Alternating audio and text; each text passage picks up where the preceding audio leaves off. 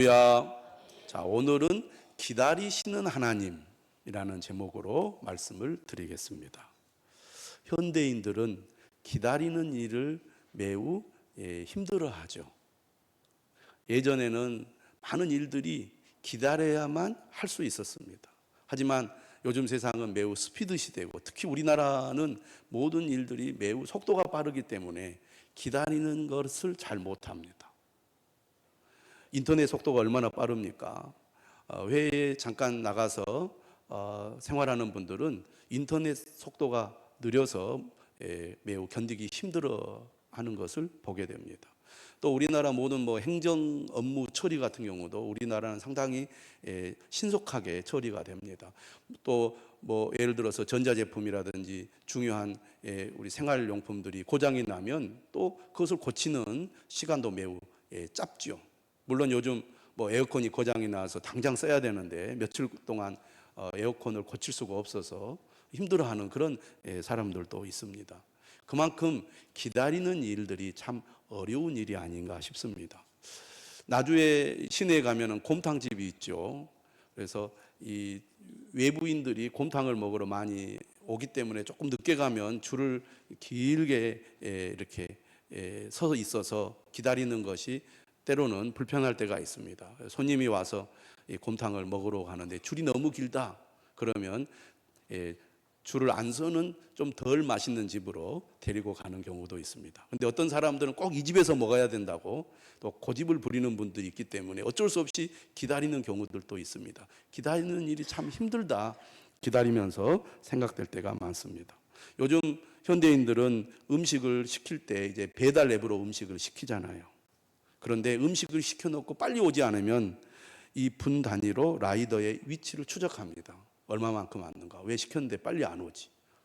더욱 늦으면 전화해가지고 왜 안 오느냐고 독촉하기까지 합니다.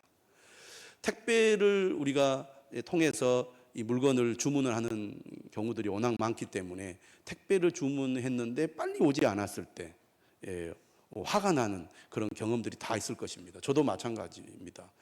주문을 했는데 안 오더라고요. 화가 나가지고 전화해 보니까 주문이 제대로 안 됐다든지 아니면 착오로 다른 데로 갔다든지 그런 경우도 있습니다. 모든 것이 즉각적으로 해결되어야 하는 시대 속에서 우리는 살아가고 있습니다. 그러다 보니 신앙생활 역시 즉각적인 응답을 요구하게 됩니다. 우리가 하나님 앞에 기도하죠. 하나님, 내 기도를 들어주십시오. 하나님, 내가 이러한 계획을 가지고 있는데 이 계획이 성공적으로 이루어질 수 있도록 도와주십시오. 하나님, 내가 이러이러한 문제를 가지고 지금 하나님 앞에 아뢰입니다. 하나님, 빨리 내 문제를 해결해 주십시오 라고 하나님 앞에 기도하지만 결정적인 순간에 하나님은 종종 깊은 침묵을 지키시는 것처럼 보일 때가 있습니다. 특별히 건강의 문제나 자녀의 문제나 진로의 문제 앞에서 하나님이 침묵하실 때, 응답해 주지 않을 때 우리는 답답함을 느끼게 됩니다. 왜 하나님은 즉각 응답하지 않으시고 우리를 기다리게 하실까요? 혹시 나를 잊으셨거나 방치하는 것일까요?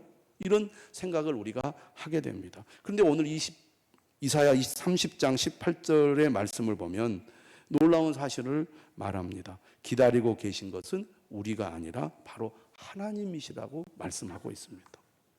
오늘 본문을 다시 한번 보시기 바랍니다. 이렇게 말씀하세요. 그러나 여호와께서 기다리시나니 이는 너희에게 은혜를 베풀려 하심이요. 여호와께서 기다리신다는 겁니다. 여호와께서 기다리신다. 도대체 여호와께서 기다리신다는 말이 무슨 말일까요? 오늘 본문 18절은 이렇게 시작을 해요. 그러나, 본문을 한번 보시기 바랍니다. 그러나 여호와께서 기다리시나니. 도대체 앞에 무슨 일이 있었길래 그러나 여호와께서 기다리시나니 그렇게 말씀할까요? 이사야 30장의 배경은 히스기야 왕 시대에 아수르의 침략을 앞두고 이 아수르의 침략을 막기 위해서 애굽이라는 남쪽의 강대국에게 도움을 요청한 그 사건을 배경으로 하고 있습니다. 30장 6절을 한번 우리가 찾아보겠습니다. 30장 6절. 같이 한번 읽어볼까요? 시작. 네겝 짐승들에 관한 경고라. 사신들이 그들의 재물을 어린 나귀 등에 싣고 그들의 보물을 낙타 안장에 얹고 암사자와 수사자와 독사와 및 날아다니는 불뱀이 나오는 위험하고 곤고한 땅을 지나 자기에게 무익한 민족에게로 갔으나. 당시 이스라엘은 남과 북으로 분단이 되어 있습니다. 지금 위기를 맞고 있는 나라는 남유다입니다. 왕은 히스기야 왕 시대예요. 북쪽의 강대국인 아수르 제국은 어마무시한 민족입니다. 그 민족이 누구를 집어삼켰느냐? 아람을 집어삼키고 그리고 북이스라엘을 집어삼켰어요. 북이스라엘이 완전히 패망을 했습니다. 그런 상황에서 지금 남유다까지 침략을 해서 멸망을 시키려고 합니다. 얼마나 두렵겠습니까? 그래서 유다는 어떤 생각을 했느냐? 아수르로부터 우리가 보호를 받는 길, 아수르의 침략을 막을 수 있는 길은 저 남쪽의 큰 나라인 애굽, 이집트로부터 도움을 받는 것이다 라고 생각을 한 겁니다. 그런데 애굽의 위치가 어디입니까? 남유다에서 밑으로 쭉 가야 되는데 기본적으로 남유다는 이 네게브라는 아주 큰 사막이 있습니다.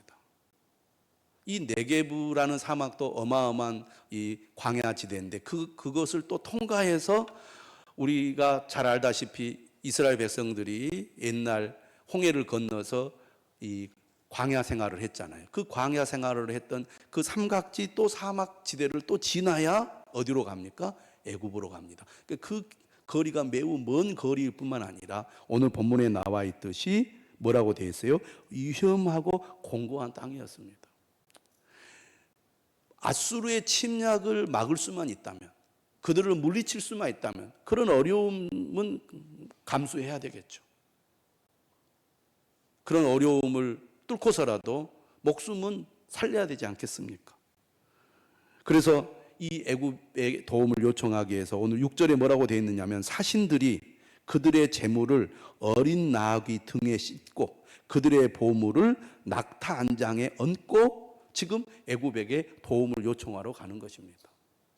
그런데 거기에는 뭐가 있다고 말합니까? 암사자와 수사자와 독사와 및 날아다니는 불뱀들이 있다는 겁니다. 그러니까 도움을 요청하러 가는 도중에 사신들이나 따라가는 일꾼들이 생명의 위협을 느낄 수도 있습니다.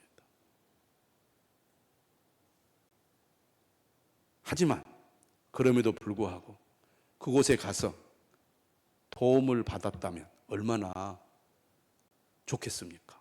그런데 7절 한번 읽어보겠습니다. 시작. 애굽의 도움은 헛되고 무익하니라. 그러므로 내가 애굽을 가만히 앉은 라합이라 일컬었느니라. 애굽의 도움은 헛되고 무익하니라. 그러므로 내가 애굽을 가만히 앉은 라합이라 일컬었느니라. 애굽에게 도움을 요청했는데 결과적으로 그 요청이 유익이 되지 못했습니다. 아수르에 의해서 애굽도 진압이 되거든요. 그러니까 애굽이 전혀 도와주지 못하게 됩니다. 애굽이 우리를 도와줄 거라고 기대를 했어요. 애굽은 우리를 도와줄 것이다. 애굽이 반드시 우리에게 도움이 될 거라고 기대를 했는데 결과적으로는 그 요청이 실패하고 말았고 그들이 도와주려고 애를 썼지만 결국은 패배하고 말았습니다. 하나님은 하나님을 찾지 않고 사람을 의지한 이 하나님의 백성들에 대해서 뭐라고 얘기하느냐? 9절에 이렇게 얘기합니다. 읽어보겠습니다. 시작. 대저 이는 패역한 백성이요 거짓말하는 자식들이요 여호와의 법을 듣기 싫어하는 자식들이라. 문제가 생기니까 하나님께 도움을 요청하기보다는 현실적으로 우리를 도와줄 수 있을 것 같은 애굽에게 도움을 요청한 거예요. 그러나 그 계획이 결국 실패하고 말았습니다. 하나님은 이러한 이스라엘 백성들을 향하여 여호와의 법을 듣기 싫어하는 자식들이라고 하나님께서 책망을 하고 있습니다. 그러면서 하나님께서는 이렇게 그들에게 요구를 해요. 15절을 읽어보겠습니다. 시작. 주 여호와 이스라엘의 거룩하신 이가 이같이 말씀하시되 너희가 돌이켜 조용히 있어야 구원을 얻을 것이요 잠잠하고 신뢰하여야 힘을 얻을 것이거늘 너희가 원하지 아니하고. 그러니까 사람이, 세상이, 애굽이 너희를 도와주지 못하고 하나님만이 너희를 구원하고 도와줄 수 있다, 이렇게 말씀을 하신 거예요. 근데 현실적으로 지금 아수르가 막 쳐들어 내려오는데, 북이스라엘까지 다 멸망시켰는데, 지금 코앞에 아수르가 있는데 하나님께 구한다고 하나님이 도와주실 수 있을까? 그런 생각이 들잖아요, 실제로. 그러니까 진짜 우리를 도와줄 수 있을 것 같은 현실적인 도움의 대상, 애굽에게 도움을 요청한 겁니다. 하나님은 조용히 있어야 구원을 얻을 것이다. 잠잠하고 신뢰하여 힘을 얻을 것이다. 다시 말하면 사람에게, 세상에게 도움을 구하기보다 하나님께 도움을 구해라. 하나님의 구원을 기다려라. 이렇게 얘기하시는 거예요. 그런데요, 16절 한번 읽어보겠습니다. 시작. 이르기를 아니라 우리가 말 타고 도망하리라 하였으므로 너희가 도망할 것이요, 또 이르기를 우리가 빠른 짐승을 타리라 하였으므로 너희를 쫓는 자들이 빠르리니. 우리가 말 타고 도망하리라 말은, 다시 말하면 애굽이 말이 많았고 이 병거가 힘이 많았거든요.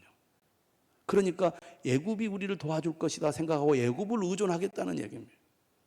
그런데 뭐라고 말합니까? 너희를 쫓는 자들이 빠르리니. 애굽이 크고 강한 나라이긴 하지만 그들의 이 군사력이 이스라엘에 비하면 매우 크지만 아수르하고 비교해 보면 상대가 안 된다는 거예요. 그래서 결국은 실패하고 말았다는 얘기입니다. 그러나, 이렇게 시작하는 거, 오늘 본문은 그러나 너희들이 하나님을 의지하지 않고 애굽을 의지하고 세상을 의지해서 실패했지만 그러나 여호와께서 기다리시나니, 이런 말입니다. 자, 오늘 본문에서 말하는 기다린다는 말은 무슨 뜻을 가지고 있느냐? 여호와께서 기다리시나니, 히브리어를 보니까요, 하카라는 단어를 사용하고 있습니다. 이 하카라는 단어는 무슨 뜻을 가지고 있느냐? 단순히 가만히 서서 기다리는 것이 아니라 어떤 일을 성취하기 위해서 최적의 순간을 노리며 대기하는 상태를 뜻한다고 그렇게 말하고 있습니다. 하카는 가만히 있는 게 아니에요. 어떤 일을 이루기 위해서 가장 좋은 시간을 노리고 대기하는 그런 상태가 하카라는 단어입니다. 마치 사냥꾼이나 군인이 가장 완벽한 시점에 행동하기 위해서 숨죽여 기회를 엿보는 것과 같은 자세라고 하겠습니다. 그러므로 하나님의 기다림은 어쩔 수 없이 할 것이 없어서 기다리는 것이 아니라 가장 적절한 때를 위해서 능동적으로 기다리는 것을 의미한다고 하겠습니다. 사랑하는 여러분, 하나님은 어떤 분이십니까? 무기력하게 백성이 돌아오기만을 바라는 분이 아닙니다. 그들에게 가장 강력하고 완벽한 은혜를 쏟아붓기 위해서 골든 타임을 계산하며 기다리시는 분이십니다. 할렐루야. 좋은 와인이나 장은 시간이 지나야 깊은 맛을 낸다고 합니다. 익지 않은 가위를 따면 떫고 배탈이 나죠. 하나님이 응답을 늦추시는 이유가 어디에 있느냐? 우리를 거절해서가 아닙니다. 우리의 영적인 상태와 그 응답을 담을 그릇이 준비되기를 기다리기 위해서입니다. 준비되지 않은 상태에서 받는 축복은 도리어 독이 되기 때문입니다. 그래서 하나님이 우리를 기다리심을 믿으시기를 바랍니다.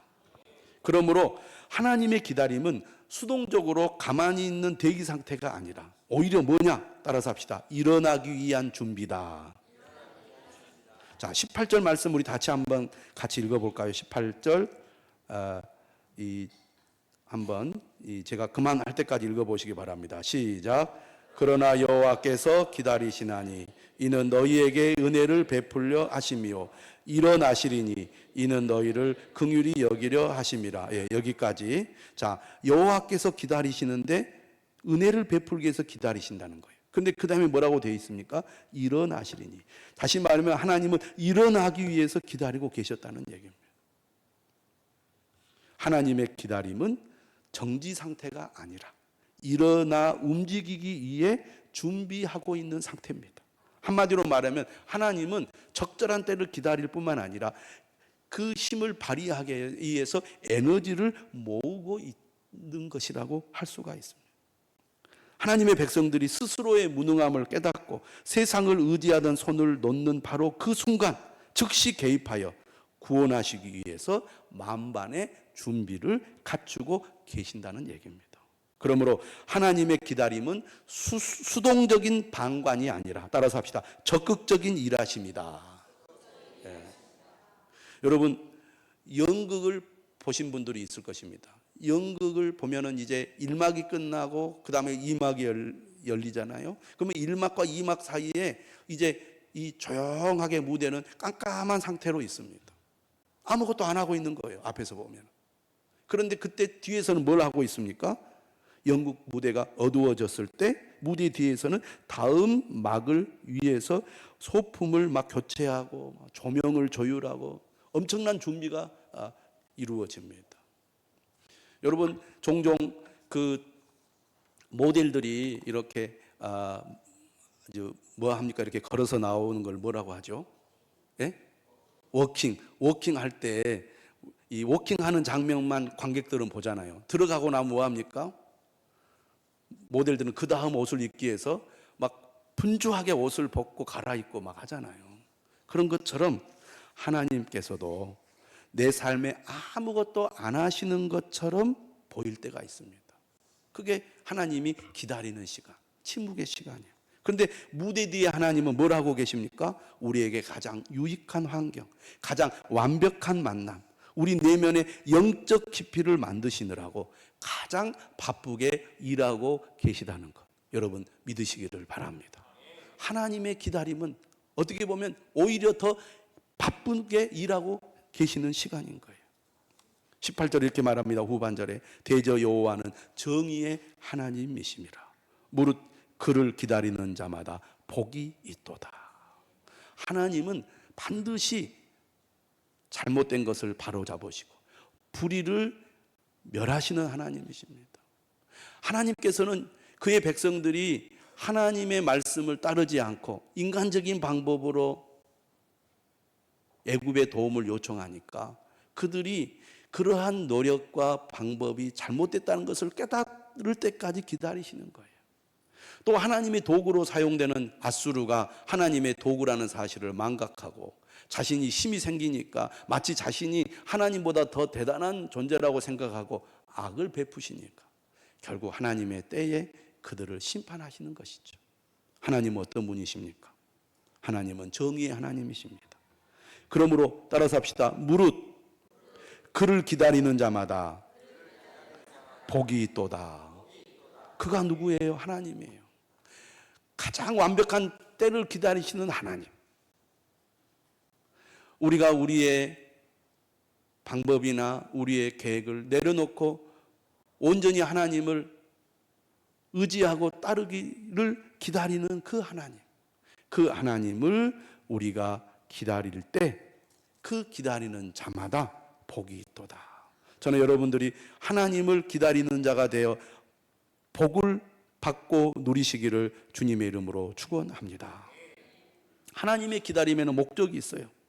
이는 너희에게 은혜를 베풀려 하시며 18절은 그렇게 말합니다. 기다리시는 하나님을 우리가 생각해 볼 때 누가복음 15장에 나오는 탕자의 비유를 생각하게 됩니다. 탕자는 둘째 아들이잖아요. 아버지에게 아직 살아계시는데 유산을 달라고 불효막심한 행동을 취합니다. 그럼에도 불구하고 아버지는 아들에게 유산을 주죠. 아들은 신이 나가지고 그 유산을 가지고 아버지 없이 자기가 원하는 대로 살고 싶어서 먼 나라로 이민을 갑니다.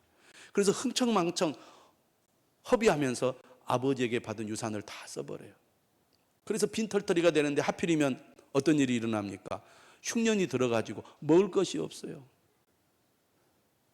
그래가지고 그는 어쩔 수 없이 그 굶주림을 이기기 위해서 유대인들이 참 부정한 동물로 여기는 돼지를 치는 그런 일을 하게 됩니다. 그런데요, 그가 얼마나 배고프고 힘들었는지 이 돼지가 먹는 쥐염매를 연매라도 먹고자 했지만 그것조차 제대로 먹지 못하게 되니까 그때에서 하나님 내가 잘못했습니다. 아버지 내가 잘못했습니다. 하고 아버지께로 돌아가잖아요. 아버지는 뭐 하십니까? 아버지는 그 아들이 돌아오기를 그냥 기다리고만 계셨던 겁니다. 그런데요, 오늘 이사야 하나님은 백성이 애굽을 의지하는 헛된 시도를 완전히 가만두고 오직 하나님만 바라보는 그런 영적인 이 마음이 형성되기를 기다리고 계셨습니다. 어설프게 일찍이 은혜를 베풀면 백성은 또다시 애굽의 마병 덕분에 살았다고 착각할 것이기 때문이었습니다. 따라서 하나님의 기다림은 오직 하나님만이 영광을 받으시고 백성은 참된 구원을 경험하게 하려는 지극히 목적지향적인 기다림이라고 할 수가 있습니다. 하나님은 내가 세상의 가짜 대안인 애굽을 내려놓기를 원하십니다. 유다 백성은 아수르의 침략 앞에서 하나님을 기다리지 못하고 조급하게 애굽으로 달려갔죠. 세상의 힘, 눈에 보이는 마병을 의지하려고 했습니다. 오늘 우리는 어떻습니까? 오늘 우리에게 애굽은 무엇일까요? 위기 앞에서 기도의 자리에 엎드리기보다는 먼저 통장 잔고를 확인하고 인맥을 동원하며 밤새 인터넷을 지지며 조급한 마음으로 문제를 해결하려고 하지 않습니까? 그것이 우리의 애굽 아니겠습니까? 하나님은 백성이 어설프게 세상에 도움을 구하는 손을 완전히 놓기를 바라십니다. 그래서 영광을 오직 하나님만 받으실 수 있는 바로 그 골든타임을 기다리고 계셨습니다. 따라서 하나님의 기다림은 사랑의 기다림이라고 할 수가 있어요. 결국 이스라엘이 어떻게 됩니까? 애굽에게 도움을 요청했지만 애굽이 도와주지 못해요. 정말 이제는 꼼짝없이 예루살렘 성이 함락될 수밖에 없는 상황이었습니다. 이제 우리는 아무것도 할 수 없습니다. 이제는 오직 우리는 죽는 것밖에 없습니다라고 할 때 하나님은 기적적으로 이 아수르의 군대를 물리치십니다. 놀라운 일이 일어나요. 18만 5천 명이 이 예루살렘 성을 완전히 포위해서 점점 이제 그들을 쪼이고 있었습니다. 여러분, 성 안에 있는 사람들은요, 물이 떨어지고 식량이 떨어지면 어떻게 됩니까? 결국에는요, 아기를 잡아먹습니다. 아기까지 잡아먹어요. 그렇게 짐승같이 돼버리는 겁니다. 굶주려 죽고 전염병에 죽고 그렇게 죽어가는 이 비극이 일어나는 거예요. 그런데 하나님께서 결정적인 순간에 하룻밤 사이에 18만 5천 명이 몰살당하게 만들어 버리십니다. 이게 하나님의 방법이었어요. 그래서 애굽 아수르의 왕인 사네립은 결국은 도망을 가게 되죠. 고국으로. 그리고 고국으로 도망갔을 때 어떻게 됩니까? 그의 친아들들에게 암살을 당하고 맙니다.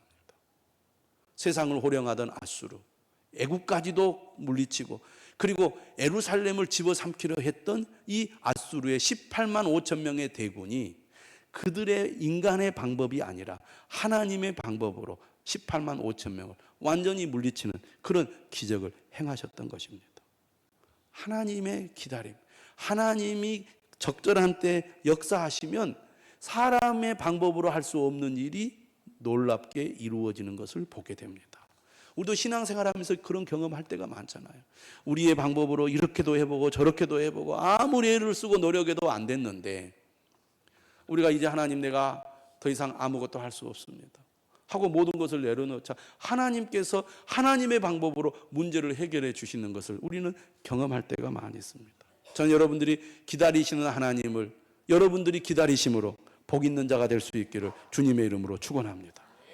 그러므로 우리가 기다림의 시간을 살아내려면 어떻게 해야 됩니까? 왜에서 무엇으로라는 무엇으로 질문을 바꿔야 됩니다.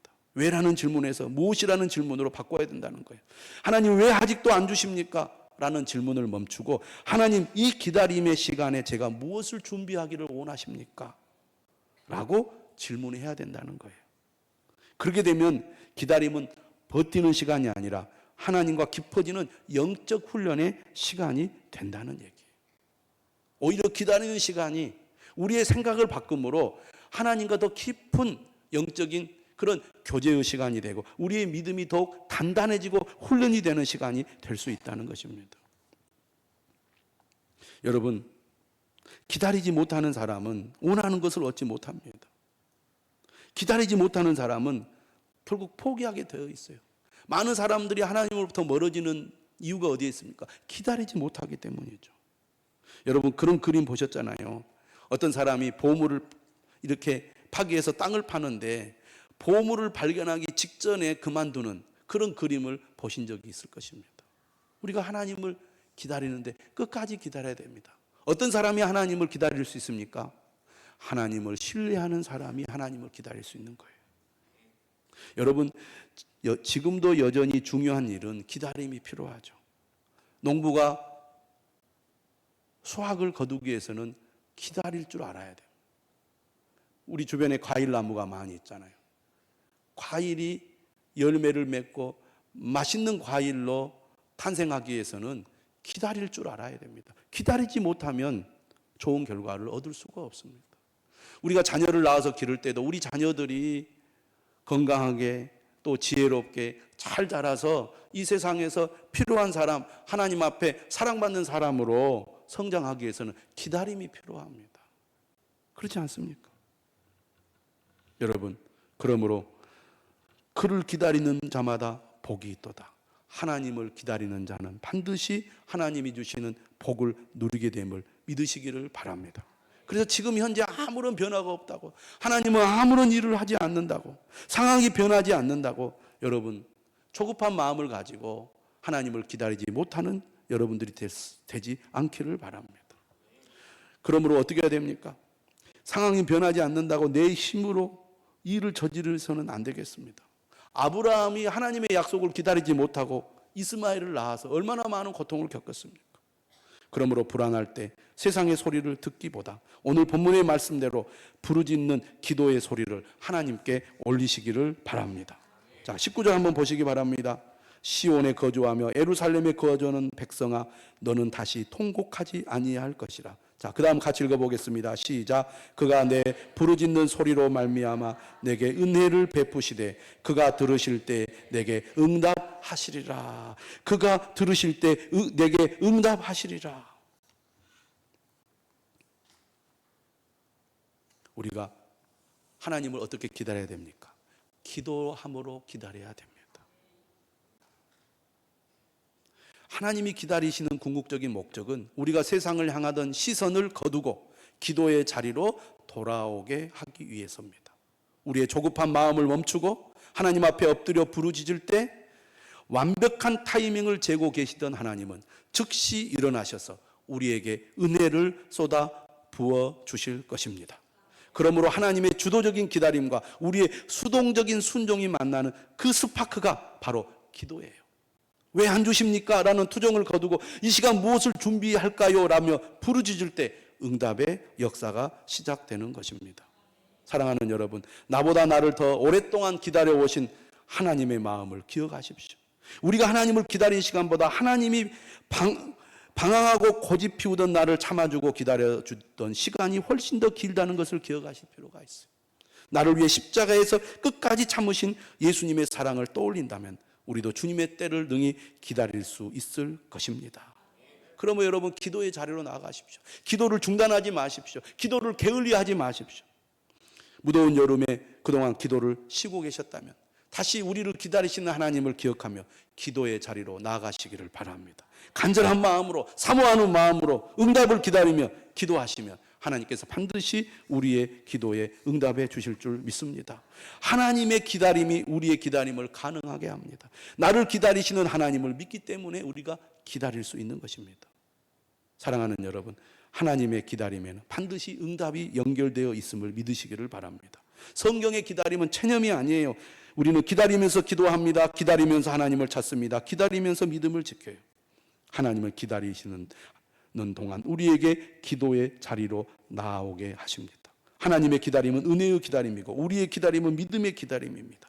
하나님의 은혜가 먼저 우리를 기다리게 하고 우리의 믿음은 그 은혜에 응답하며 하나님을 기다리는 것입니다. 사랑하는 성도 여러분, 낙심하지 마십시오. 세상의 대안을 찾아 두리번거리지 마십시오.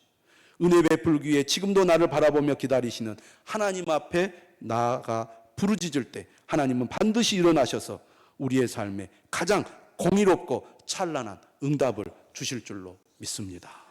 찬송하겠습니다.